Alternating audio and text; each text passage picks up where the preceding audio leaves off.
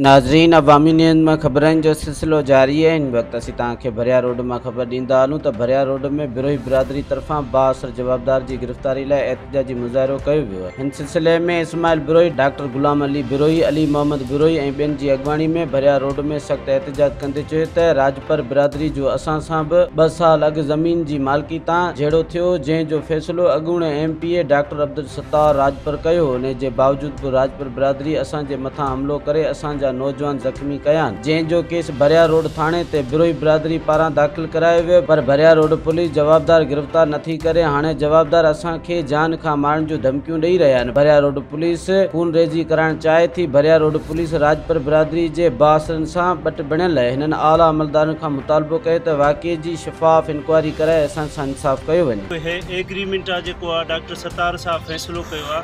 मां डॉक्टर सत्तार साहब अब्दुल सत्तार साहब के 3-4 दफ़ा मां हली भी वियो आहियां उन वटि, ऐं उनखे 2-3 दफ़ा मां फ़ोन कयो अथमि।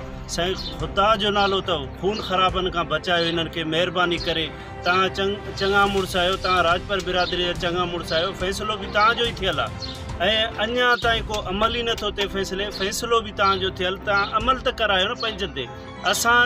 असांखे जिते चवंदो असां अचण लाइ तयारु आहियूं, हर ॻाल्हि में असां अचण लाइ तयारु आहियूं, पर हो माण्हू नथा बीहनि, हो रोज़ NC दाख़िल कनि, असांजे बिरोही बिरादरी के परेशान था कनि। बराए महिरबानी मां शफ़ीक साहब के भी मां 2-3 दफ़ा चयो अथमि, हुते हली भी वियो आहियां उन वटि, बाहूं ॿधियो अथमि उन ख़ुदा जो नालो अथव, महिरबानी कयो खून ख़राबनि खां इन्हनि ॿिन्ही धुरनि खे बचायो। पर हाणे असांजा जेके चङा मुड़ुस आहिनि, जेके डॉक्टर अब्दुल सत्तार आहे या पंहिंजो जेको आहे शफ़ीक साहब आहे, असांखे ॾुख मां ॻाल्हाइणो थो पए त असां 2-3 दफ़ा तव्हां वटि आया आहियूं, असांखे को रेस्पॉन्स नथो मिले। सुभाणे अगरि हे खून ख़राबा थींदा, वरी ये साॻा ई माण्हू तव्हां ईंदव, वरी ये फ़ैसिला थींदा, आख़िर मसलो खुटंदो फ़ैसिले में।